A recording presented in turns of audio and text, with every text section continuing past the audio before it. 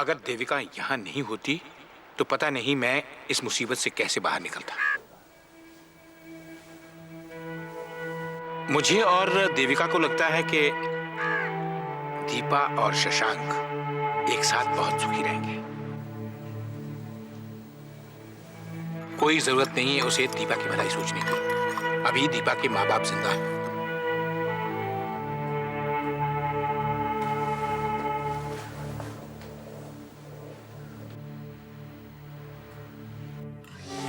फिर 15 मिनट तक वो दुकानदार मुझे फ्रेंच में समझाता रहा और मैं उसे अंग्रेजी में। ना उसकी बात मेरी समझ में आ रही थी ना मेरी बात उसकी।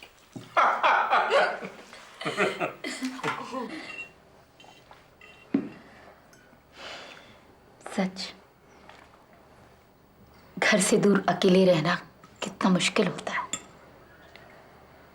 मम्मी, आपने वापसी के बारे में कुछ सोचा? वापसी? पापा, मम्मी के बिजनेस में कुछ प्रॉब्लम्स है, शायद उन्हें वापस जाना पड़े। अगर कोई कानूनी मसला है तो मैं देख लूंगा। नहीं मोहन, मामूली सी प्रॉब्लम है, सब ठीक हो जाएगी।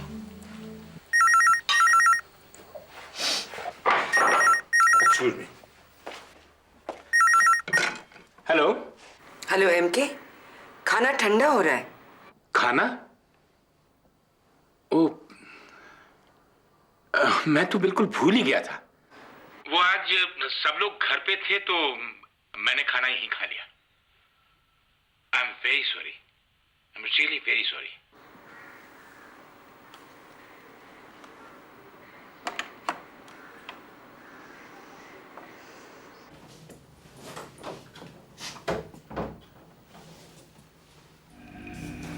काफी अंधेरा है। तू उधर देख।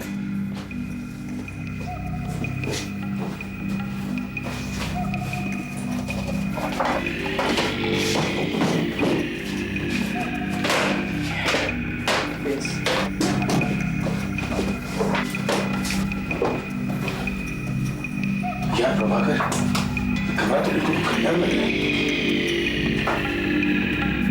यार क्या मिल सकता है? पता नहीं यार, जरा ध्यान से देख, शायद कोई काम की चीज मिल जाए। यार कुछ तो मिलना चाहिए, लेकिन इन्फॉर्मेशन गलत ही हो सकती है। गलत ही होगी। कॉलेज वाले शायद सच कह रहे थे, फिजूल में पांडे साहब पर शक कर रहे हैं। क्या? कुछ नहीं, back to square one. Prabhakar,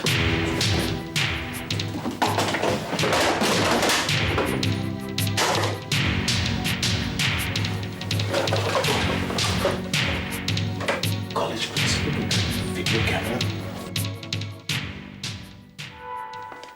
सब चाय ला।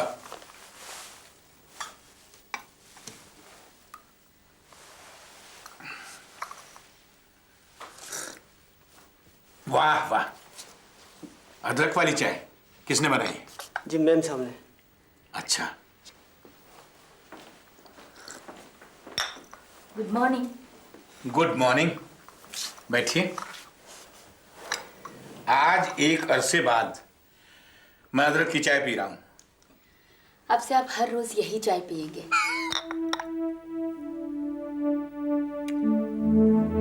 मतलब?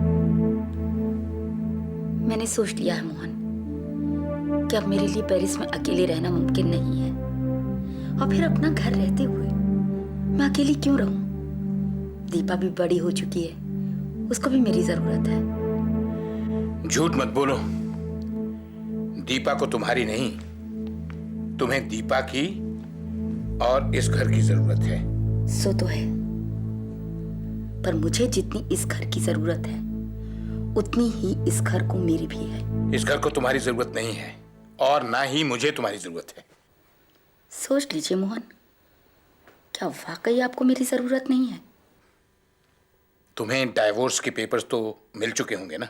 मिल गए हैं मोहन, मगर उसे मैंने आपका जज्बाती फैसला समझकर एकदम भुला दिया है। भुला दिया? आप करना क्या चाहते हैं मोहन? मलिका से शादी? इसमें बहुत देर हो चुकी है मोहन, बहुत देर।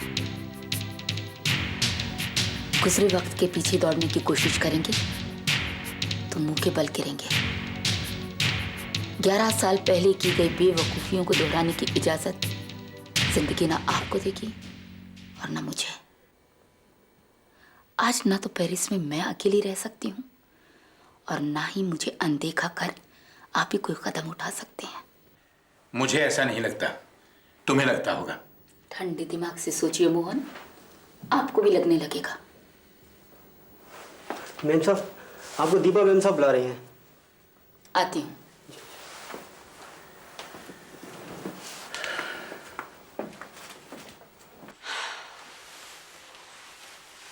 तो क्या लगा आपको? कुछ नहीं, मैं अपना फैसला नहीं बदलूंगा। लेकिन शायद एमके देविका गलत भी तो नहीं कह रही। ये तुम क्या कह रही हो? अगर वो आपको तलाक नहीं देगी तो? कैसे नहीं देगी तलाक? इतने सालों तक दूर रहने के बाद वो यूं अचानक अपना हक नहीं जमा सकती। छोड़िए ना, आप माधव से मिले? हाँ, बात की, लेकिन सिर्फ इसलिए क्योंकि तुमने कहा था, लेकिन कोई फायदा नहीं हुआ। क्यों? वो अब भी मुझे यही समझाने की कोशिश कर रहा है कि शशांक एक मौकापरस्त आदमी है। पता नहीं क्या क्या इल्जाम लगा रहा था शशांक पर एमके, माधव भी ऐसा नहीं कि बिना किसी बात के किसी पर इल्जाम लगाएगा, स्पेशली जब वो जानता है कि आप शशांक के खिलाफ कुछ भी नहीं सुनना चाहते। अगर वो तब भी जोर लगा रहा है, उसका मतलब ये हुआ कि उसकी बात में कोई सच्चाई हो सकती है। कोई सच्चाई नहीं है, बस एक झूठ को छुपाने के लिए वो झूठ पर झूठ बोले जा रहा है। आप चाहें तो मैं माधव से बात कर सकती हूँ। तुम क्या बात करोगी उससे? वैसे भी माधव के लिए मेरे घर में और ऑफिस में अब कोई जगह नहीं है, क्योंकि ना तो उसे दीपा पसंद करती है और ना देविका। यानी कि हम चाहे ना चाहे बात घूम फिर कर देविका पर ही आ जाती है। अगर आप लौट गई ना मम्मी, तो आपका बसता हुआ घर फिर से बिखर जाएगा। मैडम, क्लाइंट्स ने पेमेंट रोक दी है। वो लोग आपसे मिलना चाहते हैं। आपको जल्द से जल्द लौटना होगा मैडम, वरना बिजनेस डूब जाएगा।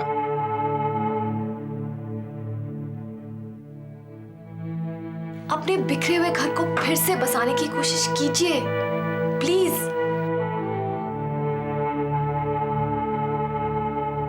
आज एक अरसे बाद मैं अदरक की चाय पी रहा हूं।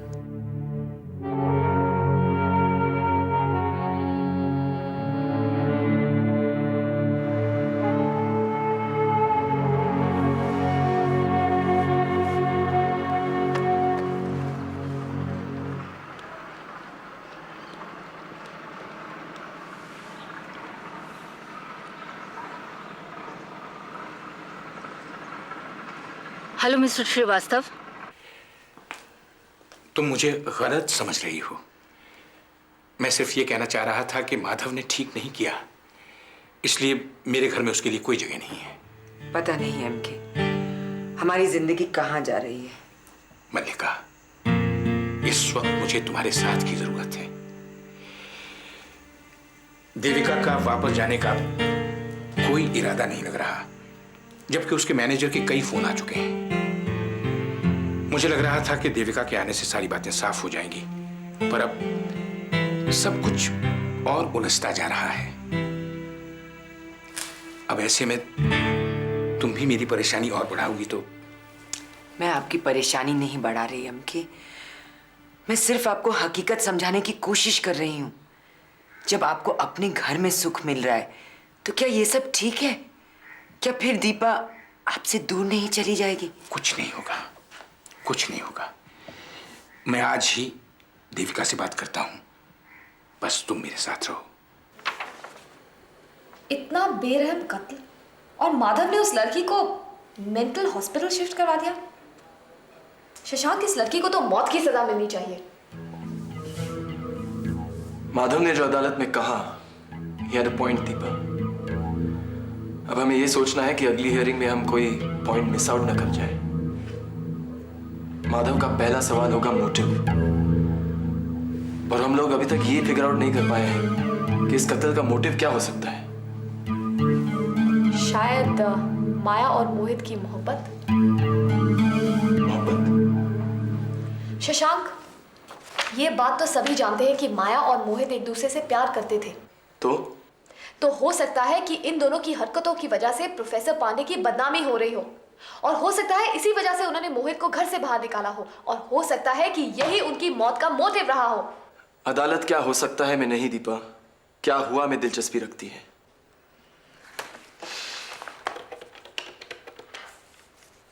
हेलो इंस्पेक्टर शुक्ला, दीपा कुलश्रेष्ठ बोल रही हूँ जी। मुझे माया और रॉय के बारे में कुछ इन्फॉर्मेशन चाहिए। आप शाम को आ सकते हैं जी? Thank you. हाँ, वो बुक्स और फाइल्स मुझे मिल गई हैं। Thanks, see you in the evening. Pandey साहब के घर से कोई किताबें आई हैं? हाँ, कुछ बुक्स और फाइल्स भेजी थी उन्होंने, मैंने देख ली हैं। ज़्यादा नहीं है, कुछ लाइंस अंडरलाइन की हुई हैं। Nothing that can help us.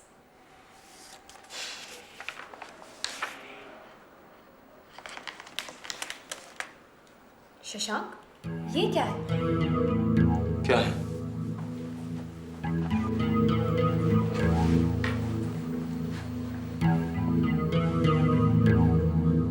हाँ, पांडे साहब के सर पे कोई नंबर खोदा गया था। रिपोर्ट में भी लिखा था लाश के सर पे कोई नंबर खोदा गया। पर ये नंबर है क्या?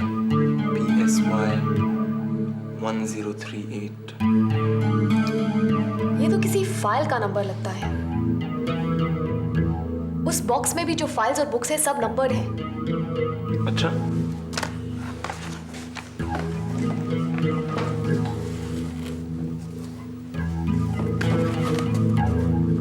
PSY 1056।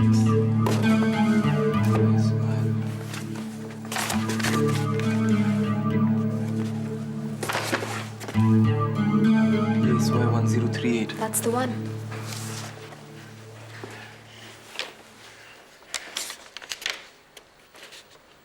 इसमें तो एक श्लोक लिखा हुआ है, मनस्सन्यत वचस्सन्यत कर्मण्यत दुरात्मानम, मनस्यकम वचस्यकम कर्मण्यकम महात्मानम। अर्थात जो मन, वचन और कर्म से एक है वो महात्मा है, और जो मन से कुछ, वचन से कुछ और कर्म से कुछ और है वो दुरात्मा है। यानी कोई प्राणी दो चेहरे लेकर नहीं जी सकता। शशांक, तुम्हें संस्कृत आती है?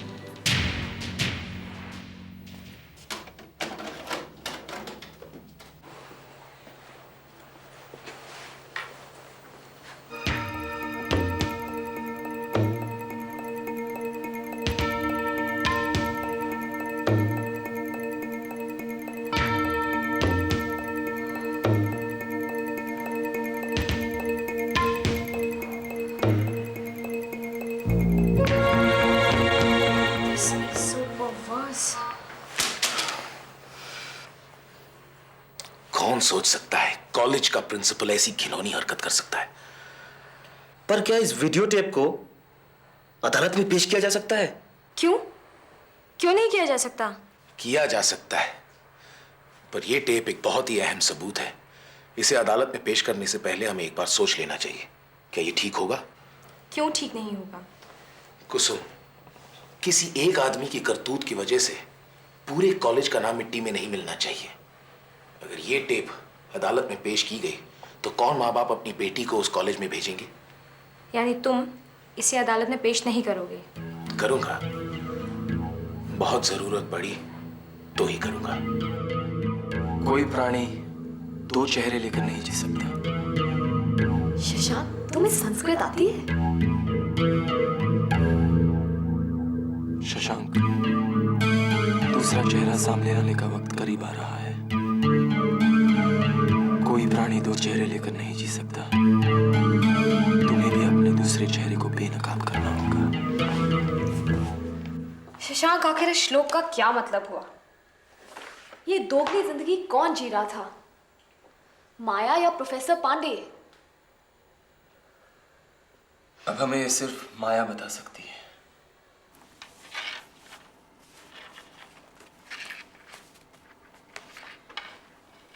मिस्टर सूरी, माया रॉय पर स्टेट ने मर्डर इन फर्स्ट डिग्री का चार्ज लगाया था। पिछली हियरिंग में आपने प्लीड किया था कि आपकी क्लाइंट को साइकोलॉजिकल चेकअप की जरूरत है। So how does she plead now? Your Honor, my client pleads guilty but insane. Your Honor, defence इस केस की रिसर्च के दौरान इस नतीजे पर पहुंची है कि माया रॉय ने ये कत्ल किया है, मगर ये कत्ल उस वक्त किया गया जब माया की दिमागी हालत ठीक नहीं थी। Objection your honour. 3 state psychiatrist Maya Roy को देख चुके हैं और उनकी राय में वो बिल्कुल नॉर्मल है। मैं मानता हूं, मगर मुझे लगता है कि स्टेट साइकियाट्रिस्ट ने अपना काम ठीक से नहीं किया है। और वैसे भी उनका लफ्ज कोई फरमान नहीं जो चैलेंज नहीं किया जा सकता। Agreed, mister Suri. पर मैं आपको बता दूं कि अगर आप स्टेट साइकियाट्रिस्ट की रिपोर्ट को चैलेंज करना चाहते हैं तो फिर ये जिम्मेदारी आपके ऊपर बनती है कि ये साबित करें कि माया रॉय नॉर्मल नहीं है। आखिर आपको ये क्यों लगता है कि ये रिपोर्ट गलत है? योर ऑनर, क्योंकि कोई भी इंसान इतना बेरहम कत्ल नहीं करेगा। कोई भी नॉर्मल इंसान कत्ल के 40 मिनट तक खून से लथपथ चाकू को पकड़कर पुलिस का इंतजार नहीं करेगा। योर ऑनर, ये माया रॉय के पागलपन की नहीं, उसकी दरिंदगी की निशानी है। इस लड़की ने प्रोफेसर पांडे के तमाम एहसानों को भुलाकर उनसे मिले बेशुमार प्यार के बदले में उन्हें एक ऐसी मौत दी जिसके बारे में सोचकर भी घिन आती है। इस लड़की को सिर्फ और सिर्फ मौत की सजा मिलनी चाहिए। कितनी अजीब बात है, एक लड़की जिसे होश नहीं कि वो क्या कर रही है, भला उसके लिए इंसानियत क्या और हैवानियत क्या। Anyway, your honour, with your permission मैं माया रॉय को विटनेस बॉक्स में बुलाना चाहूंगा। Permission granted. Thank you.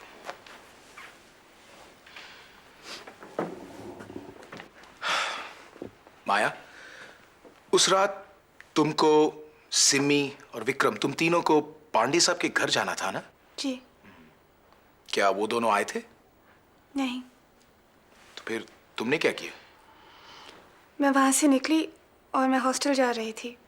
फिर मैंने सोचा कि पांडे सर की लाइब्रेरी से एक किताब लूँ। तो तुम वापस गई? जी। वहाँ तुमने क्या देखा? मुझे सर की नहाने की आवाज़ें आ रही थी। मैं ऊपर गई तो कुछ शोर सुनाई दिया। तुमने किसी को देखा? नहीं। उसके बाद क्या हुआ? उसके बाद मुझे याद नहीं है। मैं जब होश में आई तो मैं वहीं खड़ी थी। मेरे हाथ में चाकू था और चारों तरफ पुलिस थी। That's all, Your Honor. Your witness.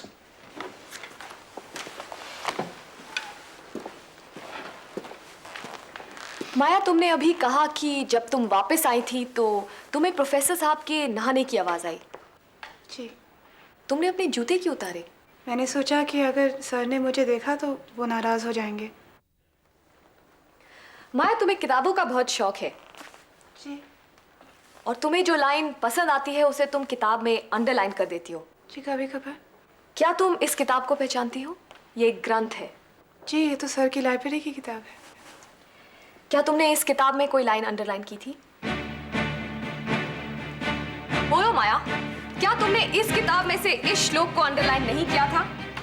मनस्यंत वचस्यंत कर्मण्यत दुरात्मानम मानस्यकम वचस्यकम कर्मण्यकम महात्मानम। अर्थात जो मन, वचन और कर्म से एक है वो महात्मा है, पर जो मन से कुछ, कर्म से कुछ और वचन से कुछ और है वो दुरात्मा है। यानी कोई भी इंसान, कोई भी प्राणी 2 चेहरे लेकर नहीं जी सकता। माधव, ऑब्जेक्ट करो। माया की तबीयत खराब हो रही है। माधव, तुम ऑब्जेक्ट क्यों नहीं कर रहे हो? तुमने क्यों अंडरलाइन किया था माया? बोलो, कौन है ये प्राणी जो 2 चेहरे लेकर जीता है? तुम? पांडे साहब? कौन? बोलो माया, कौन है ये 2 चेहरे लेकर जीने वाला प्राणी?